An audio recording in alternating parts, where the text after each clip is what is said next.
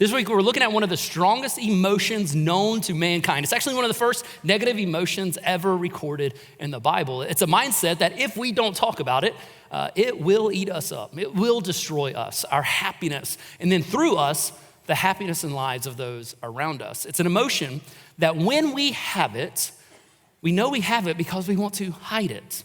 And so if you've ever found yourself wanting to hide something, deny something, dismiss something, ignore something, then that's a really good sign that this is probably an emotion, a mindset that's been a part of your life.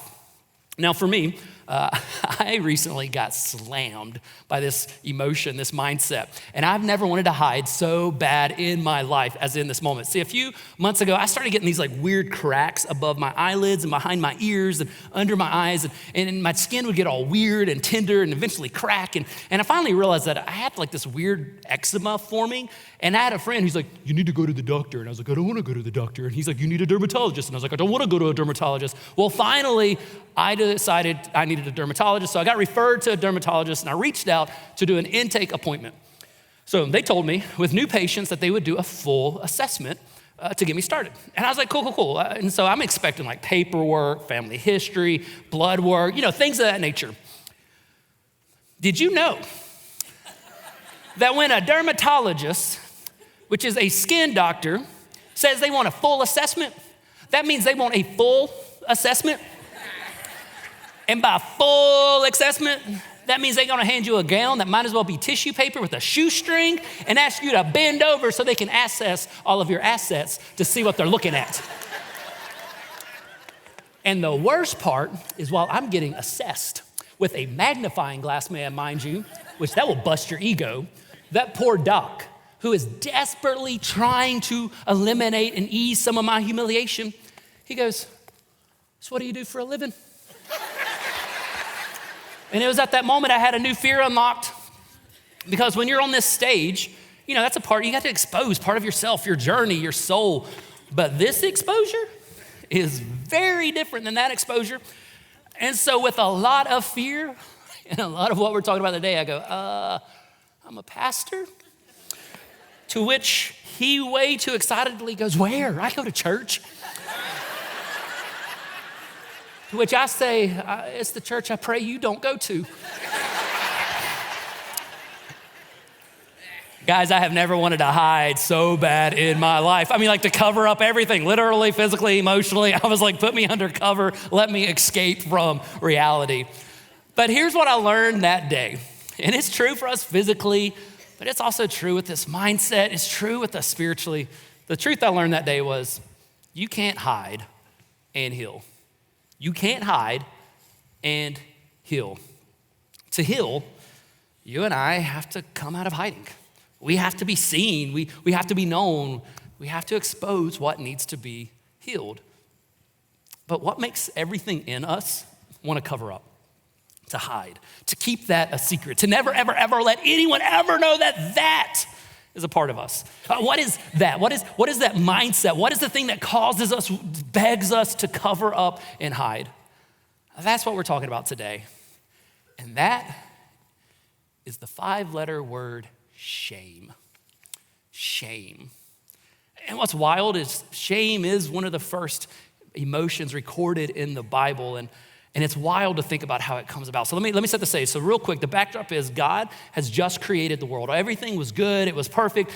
All that he asks is for us to trust him, to believe that his ways are the best ways. But because God isn't mean and he doesn't want to create slaves who don't have a choice, he knew he had to give us a choice. And so he sets up a choice for us to trust him with a simple test, to show that we trust and choose his way by not eating a certain fruit. Or we could show that we would rather trust our way, our wisdom, our desires, our urges by eating the fruit. And so the first humans did exactly what you and I do. They chose to sin, to do it their way versus God's way. But listen as we reread this first account, listen to what they felt. Listen for the feeling behind what happened. So we read in Genesis 3, she, is Eve, saw that the tree was beautiful and its fruit looked delicious, and she wanted the wisdom it would give her. So she took some of the fruit and ate it. Then she gave some to her husband who was with her. He ate it too. And then listen to what happened. At that moment, their eyes were open and they suddenly felt shame.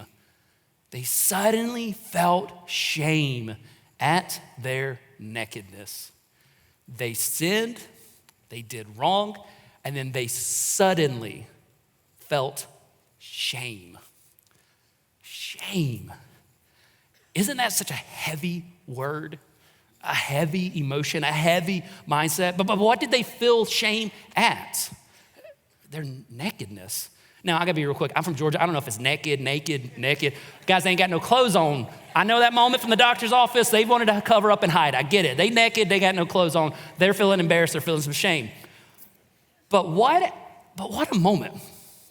I mean, they sinned, they messed up, they did something that they wish they hadn't, and their first reaction, their first emotion, their first mindset is shame, followed by the desire to cover it up.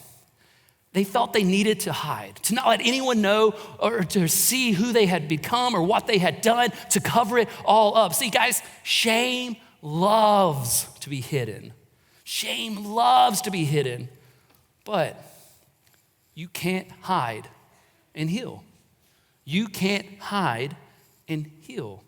But shame is not only like a Christian thing. It's not only found in the Bible. It's actually a universal thing. And there's an amazing shame researcher by the name of Brene Brown out of Texas who's brought so much understanding to this awful, heavy emotion. And in one of her most recent books called Atlas of the Heart, she addresses shame, and she actually lists her 1, 2, 3s of shame. And I love her 1, 2, 3. So here's the 1, 2, 3s of shame from the world's most prominent shame researcher. She says, shame is universal. We all have it. Shame, we're all afraid to talk about it. Shame hates being spoken. Shame is universal. We're all afraid to talk about it, and it hates being spoken. Well, it's because of all of this, we have to talk about shame today. We have to speak to it, and we have to speak against it because we all have it. We all struggle to talk about it, and the only way to lessen its effect on our lives is by addressing it.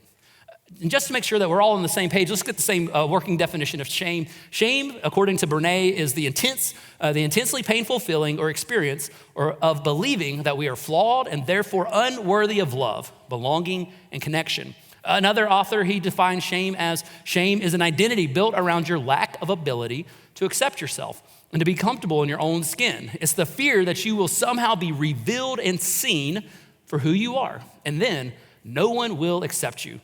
To boil that all down, the way to condense both of those is shame is when we move from saying I did something to I am something. I did wrong to I am wrong. I made a mistake to I am a mistake. I screwed that up to I am a screw up. I was selfish to I am selfish. Man, it would have been so easy for me that day during my doctor's appointment to say, this is embarrassing to I am an embarrassment. This is awkward to I am awkward. Shame has the power, the shame's power is in its ability to reshape our identity, to reshape it into us saying, I am something. What makes shame so destructive is that little statement, I am. I am statements work like termites in our heart. They slowly eat us up and erode our lives and our joy and our ability to stand through the storms of life. A few years ago, my wife and I, we bought a fixer-upper, and we love our house, we love our place, but we bought it knowing it had termites at some point, and termites are small, but they can make a huge mess. So we actually had to rip the whole side of one wall out from foundation to rafters to get rid of the mess these little pests had made. The worst part was it happened to be the wall of the only working bathroom in the house, but thank God we live in the country because you could sit on the toilet and wave at the cows. We just told the kids we were camping for a few weeks, and they bought it, and it worked. Guys, termites can bring down a house if you leave them alone. And shame, left unattended, is just like termites.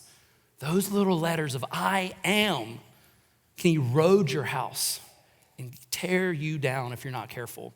See, what makes shame mindset so devastating is that it starts with a thought that leads to belief, that leads to an identity, that leads to an action, that then leads to more thoughts, to then more beliefs, to more identity, to deeper actions, and deeper and deeper and deeper we go into believing that we truly are, I am something. What's amazing about Brene Brown's research is she actually was able to uncover what gives this power, this cycle, its power. She said that shame thrives. Shame thrives, it grows, it breeds on secrecy, silence, and judgment. Secrecy, silence, and judgment. That shame says it can never be spoken of. That we have to stay silent. It declares, what would others think of you if you ever shared that? It says you can never share about your addiction or your kid's gender dysphoria or your son's arrest. We just can't talk about those things here. Shame says, shh, keep that to yourself. But then shame goes a step further. And it's not just don't talk about it, it's actually don't let anyone even know about it. Because what would happen if news got out and others found out that you had cheated? You cheated at work and you cheated on the test, that you struggled with alcohol, that your downsizing was actually because you couldn't afford your place, and it's either downsize or bankruptcy. Not only should we not talk about it, in fact, shame says we need to hide it, just like Adam and Eve wanted to hide everything at the beginning. And it's from this place of hiding our dirty little secret that shame just starts to heap and heap and heap and heap judgment on us, heaping upon you that you are a failure. You are actually worthless. You are a screw up. You are unlovable. You are untrustworthy. You are and you will always be this way.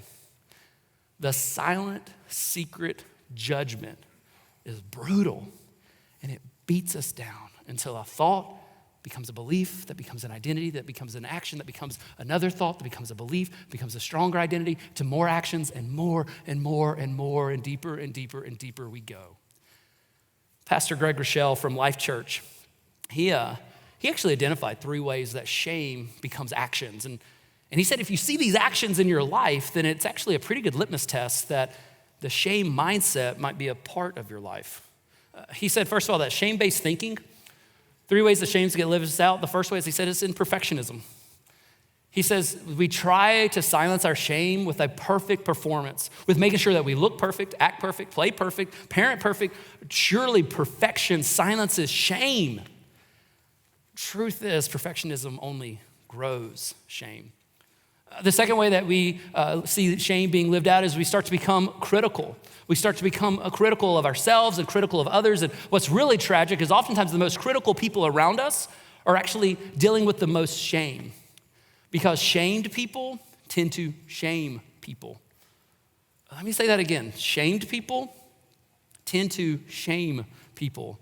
And what ends up happening is we hate in others the very thing we hate in ourselves. And so we become so critical of others because we can't help but becoming critical of ourselves, and we just feed it and feed it and feed it. The third way that shame gets lived out is we become self-defeating. Self-defeating.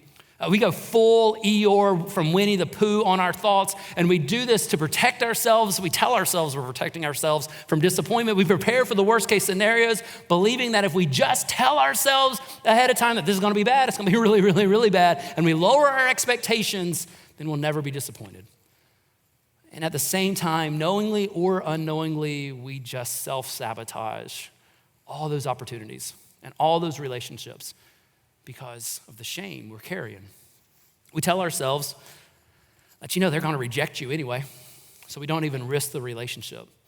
We tell ourselves, you're just gonna fail, so why would you ever even try? And then we start sabotaging anything and everyone that God actually wants to bless us with. Guys, Satan loves shame. Satan loves shame. And shame might cause one person to lash out for no apparent reason. It may cause another one to get drunk and disengage. It might be what drives your in-laws to be so critical of your parenting because they only see their own weaknesses and failures as parents. Or it might make you become just hypercritical of everyone around you because secretly you're hypercritical of yourself. Guys, hear me. Shame-based thinking is not from God. Shame-based thinking is not from God. See, shame steals our identity, our joy, our lives, and it leaves a wake of destruction from perfectionism and being critical and self-sabotaging behind us. Guys, this is not the life Jesus came to give us, and this does not have to be our lives. A few years ago, I got to see some of the worst expressions of shame I've ever seen. But I've also got to see some of the best healing from shame I ever witnessed. See, it all started when I got a letter. I got a letter from Mr. Anonymous. Like literally in the return address on the envelope, it said Anonymous to Pastor Matt. And then I opened it and it was signed from Anonymous, which side note, letters from Mr. Anonymous are almost as exciting as calls from their friend Spam Likely. So I was really excited about Mr. Anonymous's letter. Well, Mr. Anonymous sent me an amazing letter. They wanted to expose someone else's shame, but really, in the process, they only exposed the depth of their own. See, they wrote me a letter, and it started off so nice. And I was like, I'm gonna love this letter. It started off saying our church's worship was absolutely amazing. They complimented our bands, the music, how moving the gatherings were. And just as I was starting to think this was going to be a good letter, they took a hard turn and they said, even though your church, even though your music is amazing, you are guilty of a critical flaw. Get this. They said, you're all grace with no backbone. If you were really faithful, you would kick so-and-so out of your church. And this is my favorite line. They said, your hyper grace is allowing sinners to sing to a holy God. And at first of all, I was super offended, but then I thought, that's not a bad compliment. Our hyper grace is allowing sinners to sing to a holy God. Thank God that happens. I was like, I could take that slam any day. But then they went on, and they went on to tell me all the juicy details of this new couple that has showed up at our church. They told me about her affair on her first husband, and while she was having an affair on the first husband, he had an affair on his wife with her, and now they moved together, and their whole life was a mess, and if we were really faithful, then we would kick them to the curb for how bad they were. And it was just an awful letter. I mean, this person spared no detail to shame this couple. They went as far as they could. I don't know how they could have left anything else out. So now I'm sitting on a letter with details of all the mistakes that these two had made. And I had ammunition for days to heap shame upon them for all their sin and all their mistakes and all their lies and to call them out for coming to church while still being a sinner. How dare they? But Mr. Anonymous, from his own shame, his own perfectionism, his own hypercriticism, and from his own place of hiding, was thinking he was arming me to kick this couple out, thinking he was helping me, but really he was only exposing his own shame. But now I got this letter, and I was like, what do I do? And I don't know about you, and I don't know about what church experiences you've had before, but let me just real quick just make a comment about this letter. Just so you know, that letter, that's not Jesus, and that ain't love, and that ain't grace, and that ain't welcomed here because we don't gossip.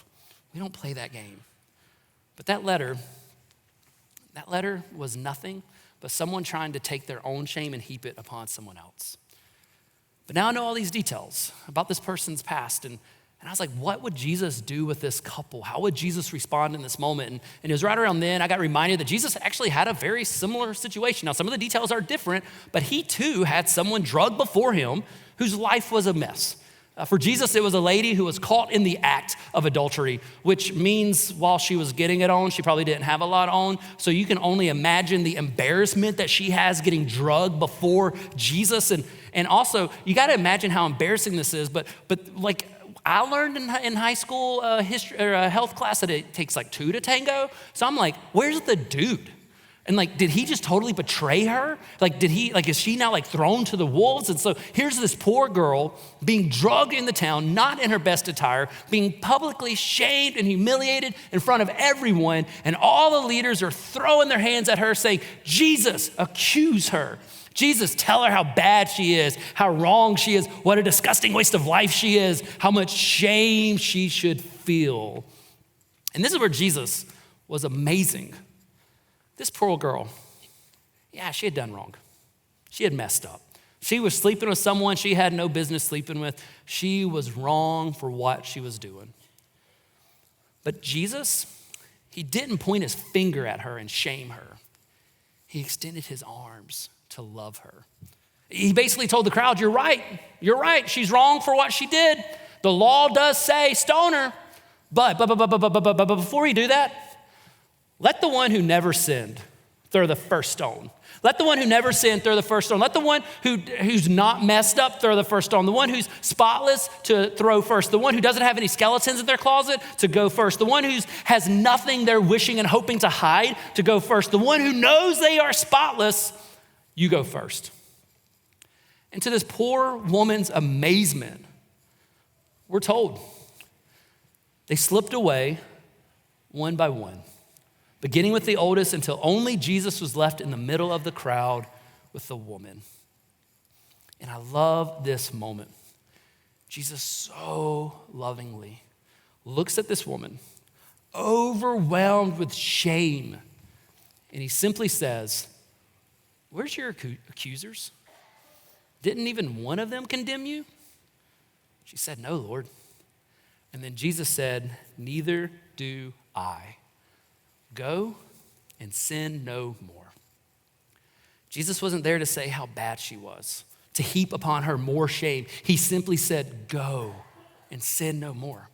Now, Jesus wasn't saying what you did was okay. He wasn't approving of her actions. But with grace, Jesus was saying this moment, this deed, this sin doesn't have to become a shame-inducing moment. It can be a forgiveness-accepting moment. See, shame wants us to spiral from an action to a moment to a mistake, something that we regret happening, from a thought of shame to belief that I am bad to an identity of shame, to which then leads us further and further and further into more shame. But guys, what Jesus did for this poor girl that day, and what he does for each and every one of us, is what has the power to destroy the shame mindset. What Jesus did was Jesus loved her. He loved her with acceptance and grace.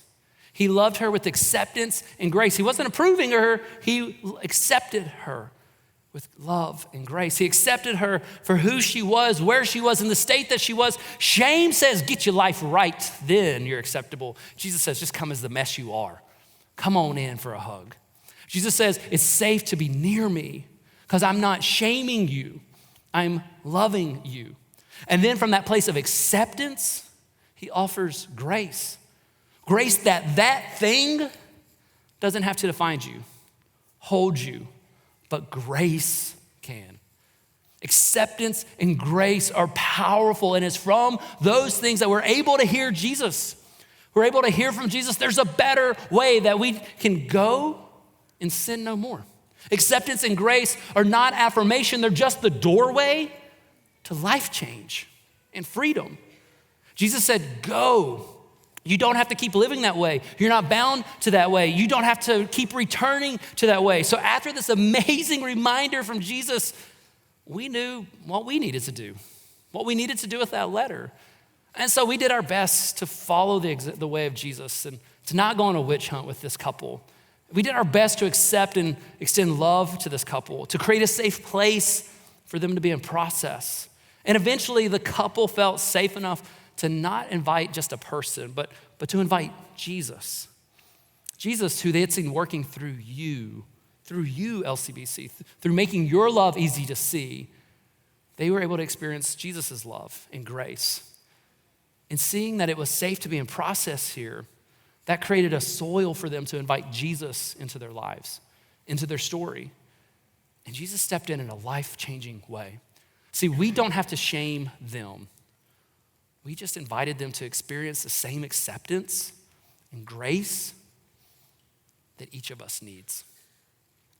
Shame, grace is what frees us from the shame cycles. Grace and acceptance that through the power of the Holy Spirit changes us. See, shame loves to make us hide, but something happens when we step out of hiding, when we're no longer silent or secret, when we choose to admit I'm here as I am. And just like I learned at the doctor's office that you can't hide and heal, when we come out of hiding, when we step out, when we speak up, when we say we're no longer hiding, healing is possible.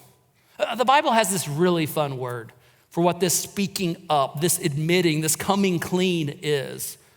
It means the word is to confess, to own or admit. To own or admit that this way isn't working, to turn to experience the different way of Jesus. And I remember this couple sitting in my office, and she started spilling out all of these shame statements. I've done this and I've done that, and I'm such a blank and I'm such a that, and I am, shame, shame, shame. And she was crushed by shame. But it was an amazing moment to be able to look her in the face and say, Jesus isn't shaming you. He's actually inviting you. He's not shaking his finger mad at you. He's extending his arms in love with you. And all he asks is that you turn towards him, to confess that this isn't working, that you need him, to turn away from your shame and to look your Savior in the face, to turn away from the lies that shame is screaming and towards the love that Jesus is extending. Guys, Jesus is not waiting to smack you. He's just longing to love you. And this is what makes confession so powerful. Confession brings to light the things that we feel like we need to hide. But Jesus says, if you confess, if you turn, if you look to him, that act, that turn, that's turning from shame's oppressive weight and into his loving arms, that is where healing is found. And that's why one of his closest disciples, a guy named John, could say, if we confess our sins to him, he is faithful and just to forgive us our sins and to cleanse us from all wickedness. That's why Jesus' half-brother James could say, make this a common practice, confess your sins to each other and pray for each other so that you can live together whole and healed. Confess so you can be cleaned, so you can live together whole and healed. You know, sometimes I am confessing a sin, that God, I screwed something up. I'm sorry, forgive me. But you know, for me, what I confess most is I'm confessing a fear, a worry, a thought. I'm confessing a seed that shame would love to grow into a belief that becomes an identity, that becomes a lifestyle. See, confession is not just for sin. It also frees us from shameful thoughts. Guys, the shame mindset does not have to be your mindset. But remember, you can't hide and heal. You can't hide and heal. Shame loves to twist our thoughts into I am statements. Confession brings those into the light so we can heal. Now, quick caution. Don't confuse forgiveness and healing with avoiding consequences and fallout. There might be some consequences to deal with and things to face. But guys, you'll never find healing if you keep hiding. Remember, you can't hide and heal. Getting into this weekend, that phrase, I am, the I am statements have just been in my mind for weeks. And there was something that I was feeling, a phrase that I was playing with, and I just couldn't put words to it. And then finally, I realized that shame loves to speak I am statements.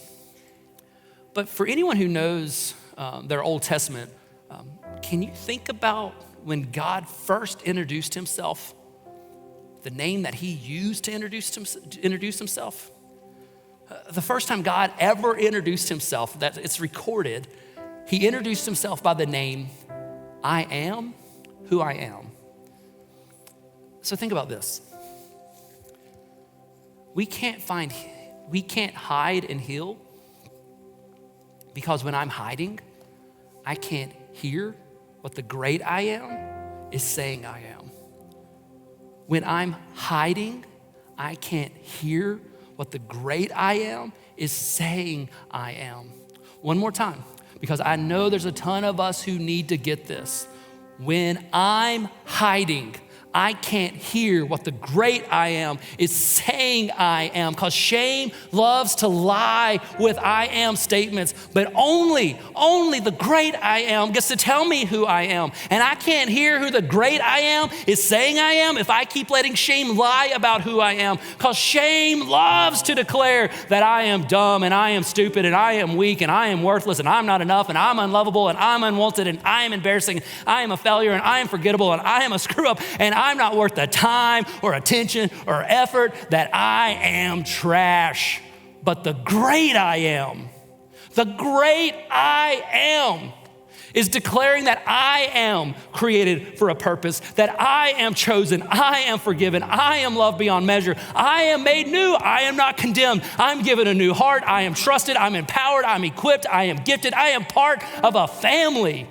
And I have to, and you have to remember that when shame screams for us to hide, that we can't hide and heal, that we can't hide and hear what the great I am is saying I am. We must refuse to hide.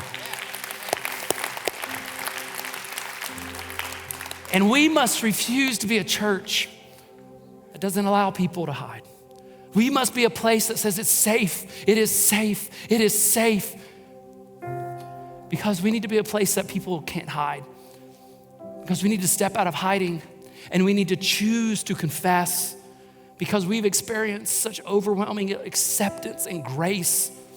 Because what matters most is not what shame says I am, but who Jesus says I am. You and I are made for more, and we do not have to make our bed in shame when a fountain of grace is running our way. Guys, shame has no voice when Jesus, the great I am, is declaring who I really am.